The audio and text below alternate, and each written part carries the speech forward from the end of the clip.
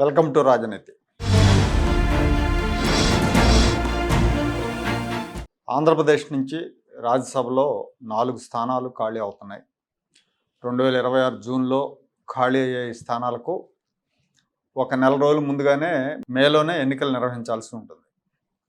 ఈసారి కూటమికి అసెంబ్లీలో 164 స్థానాలు ఉన్నాయి కాబట్టి మొత్తం 4 స్థానాలు కూడా కూటమి పార్టీల ఖాతాలో పడిపోతాయి. తెలుగుదేశం పార్టీలో చాలామంది నాయకులు ఈసారి రాజ్యసభ టికెట్ ఆశిస్తున్నారు. మొత్తం 4 ఖాళీల్లో 3 వైసీపీకి సంబంధించినవి అయితే 1 టీడీపీకి సంబంధించింది. వైఎస్ఆర్ కాంగ్రెస్ పార్టీ సభ్యులు ఆళ్ల అయోధ్యరామరెడ్డి, పిల్లి సుభాష్ చంద్రబోస్, అలాగే రిలయన్స్ అంబానీ తాలూకా అంబానీ కోటాలో ఎంపీగా ఎన్నికైన పరిమళ నత్వాని వీళ్ళు రిటైర్ అవుతున్నారు. మోపిదేవి రమణ రాజీనామా కారణంగా ఏర్పడిన ఖాళీలో ఎన్నికైన సానా సతీష్ పదవీ కాలం కూడా ముగుస్తూ ఉంది. అయితే సానా సతీష్ కొద్ది రోజుల పాటే ఆ పదవిలో ఉన్నందున ఆయన్ని ఈసారి కంటిన్యూ చేస్తారన్న వార్తలు వస్తున్నాయి. ఢిల్లీ స్థాయిలో చక్కబెట్టాల్సిన పనులు సానా సతీష్ సమర్థవంతంగా చేస్తున్న కారణంగా ఆయనకు మళ్ళీ అవకాశం దక్కుతుంది అనుకోవాలి. మొత్తం 4 స్థానాల్లో 1 జనసేనకు, 1 భారతీయ జనతా పార్టీకి, 2 స్థానాలు తెలుగుదేశం పార్టీ తీసుకుంటుందని తెలుస్తూ ఉంది.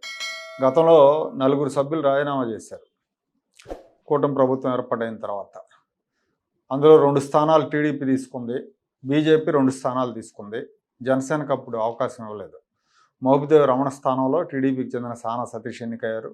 అలాగే బీద మస్తానరావు గారు వైఎస్ఆర్ కాంగ్రెస్ పార్టీకి రాజ్యసభకు రాజీనామా చేసి తెలుగుదేశం పార్టీలో చేరి మళ్ళీ తెలుగుదేశం పార్టీ తరఫున ఎన్నికయ్యారు. ఆర్ కృష్ణయ్య కూడా అంతే. ఆయన కూడా వైసీపీకి రాజీనామా చేసి రాజ్యసభకు రాజీనామా చేసి బీజేపీ నుంచి తిరిగి ఎన్నికయ్యారు. విజయసాయి రెడ్డి గారు రాజీనామా చేసిన స్థానాన్ని బీజేపీకి చెందిన పాకా సత్యనారాయణతో భర్తీ చేశారు. ప్రస్తుతం రిటైర్ అవుతున్న సతీష్ని టీడీపీ ఖరారు చేస్తుంది అంటున్నారు. అలాగే మిగతా 3 స్థానాల్లో 1 జనసేన ఖాతాలో వ్యాపారవేత్త ఎల్ఈపీఎల్ అధినేత లింగంనేని రమేష్ పేరు ఖరారు కావచ్చు అంటున్నారు. ఈయన పవన్ కళ్యాణ్కు, చంద్రబాబు నాయుడుకి ఇద్దరికి కూడా సన్నిహితుడే. తెర వెనక కార్యకలాపాలు చక్కబెడతారన్న పేరు కూడా ఉంది. బీజేపీ నుంచి తమిళనాడు బీజేపీ నాయకుడు రిటైర్డ్ ఐపీఎస్ అధికారి, వాలంటరీ రిటైర్మెంట్ తీసుకున్న ఐపీఎస్ అధికారి అన్నామలైను ఖరారు చేయొచ్చన్న ప్రచారం జరుగుతూ ఉంది. అన్నామలై 2011 బ్యాచ్ ఐపీఎస్ అధికారి, కర్ణాటక క్యాడర్.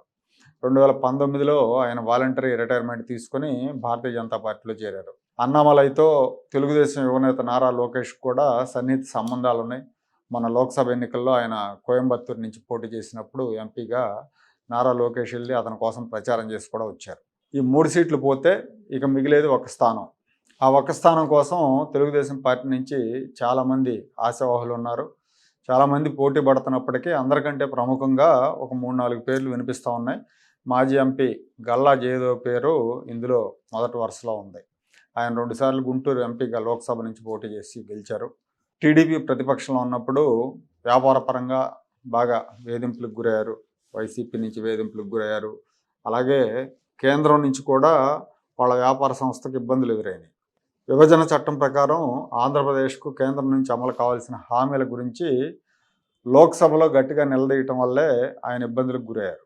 దాంతో రాజకీయాల నుంచి తప్పుకున్నట్టు ప్రకటించినప్పటికీ చంద్రబాబు నాయుడు, నారా లోకేష్తో సన్నిహిత సంబంధాలు మెయింటైన్ చేస్తున్నారు. సో ఆ రకంగా ఆయన రాజ్యసభ కోసం ఆసక్తిగా ఉన్నారు, రాజ్యసభకు వెళ్తానికన్న వార్తలు వస్తున్నాయి. ఆయన తర్వాత గుంటూరుకే చెందిన భాష్యం విద్యా సంస్థల అధినేత భాష్యం రామకృష్ణ పేరు వినిపిస్తూ ఉంది. రామకృష్ణ కూడా తెలుగుదేశం పార్టీ సానుభూతిపరుడు. గత ఎన్నికల్లో గుంటూరు లోక్సభ సీటు ఆశించారు. ఆయనకు కాకుండా కేంద్ర మంత్రి పెమ్మసాని చంద్రశేఖర్కి అక్కడ అవకాశం ఇచ్చారు. ఇక నారా లోకేష్కి ముందు నుంచి సన్నిహితుడిగా ఉంటూ తెలుగుదేశంలో కీలకంగా వ్యవహరిస్తున్న కిలారి రాజేష్ పేరు కూడా వినిపిస్తూ ఉంది. ఈయన నారా లోకేష్ పాదయాత్రలో చాలా కీలకంగా వ్యవహరించారు. అలాగే ఈ ప్రభుత్వం ఏర్పాటైన తర్వాత కూడా చాలా వ్యవహారాల్లో కీలకంగా ఉన్నారు. మొత్తం 4 సీట్లలో 3 సీట్లు దాదాపుగా ఖరారైనాయి. 4వ సీటు కోసం మాత్రం పోటీ బాగా ఉంది. తెలుగుదేశం నుంచి రాజ్యసభలో కమ్మ సామాజిక వర్గానికి ప్రాతినిధ్యం లేదు కాబట్టి 4వ సీటు ఆ సామాజిక వర్గానికే దక్కుతుందన్న అంచనాలు ఉన్నాయి. రాజ్యసభ అంటేనే పెద్దల సభ. ఎన్టీ రామారావు గారి హయాంలో నిజమైన పెద్దలకు, విద్యావంతులకు, మేధావులకు ప్రాతినిధ్యం దక్కేది రాజ్యసభలో. ఆ తర్వాత కాలంలో అటు కాంగ్రెస్ పార్టీ కావచ్చు, లేదా ఇటు తెలుగుదేశం పార్టీ, వైసీపీలు అన్నీ కూడా ఆ స్థాయిలో మేధావులను రాజ్యసభకు పంపటం లేదు. చాలా సందర్భాల్లో ఏంటంటే డబ్బు లేదా తెర వెనక వ్యవహారాలు చక్కబెట్టే చాతుర్యం ఉన్న వాళ్ళకే అవకాశాలు దక్కుతున్నాయి. ఢిల్లీలో తెలుగు రాష్ట్రాల గురించి ఏమనుకుంటారంటే, ముఖ్యంగా ఆంధ్రప్రదేశ్ ఎంపీల గురించి, ఆంధ్రప్రదేశ్ ఎంపీలు అంటేనే వీళ్ళు రాజకీయవేత్తలు కాదు వ్యాపారవేత్తలు అని చెప్పుకుంటూ ఉంటారు. గతంలో రాష్ట్ర విభజన సమయంలో అయితే ఇది బాగా ఉండేది. తెలంగాణ ఎంపీలేమో వాళ్ళ ప్రాంతం కోసం పోరాటాలు చేస్తూ ఉంటే ఆంధ్ర ఎంపీలు ఆ స్థాయిలో పోరాటం చేయలేదు. అప్పుడే చాలామంది ఇతర రాష్ట్రాలకు సంబంధించిన ఎంపీలు అనుకునేవాళ్ళు వీళ్ళకి వాళ్ళ వ్యాపార వ్యవహారాల మీద ఉన్నంత శ్రద్ధ రాష్ట్రం మీద ఉండదని చెప్పుకునేవాళ్ళు. కాబట్టి అలాంటి అభిప్రాయాలను మార్చి రాష్ట్ర గౌరవాన్ని పెంచే విధంగా అభ్యర్థుల ఎంపిక ఉంటే బాగుంటుంది. రాష్ట్రం మీద, రాష్ట్రంలో సమస్యల మీద, జాతీయ స్థాయి రాజకీయాల మీద అవగాహన ఉన్న వాళ్ళని ఢిల్లీకి పంపిస్తే మంచి పేరు వస్తుంది, రాష్ట్రానికి కూడా మంచి పేరు వస్తుంది. అలా కాకుండా మధ్యవర్తిత్వ వ్యవహారాలు, వ్యాపార వ్యవహారాలు చూసుకునే వాళ్ళని పంపిస్తే ఆంధ్ర వాళ్ళంతా ఇలాంటి వాళ్ళే అన్న ఒక చులకన భావం ఇంకా పెరుగుతుంది.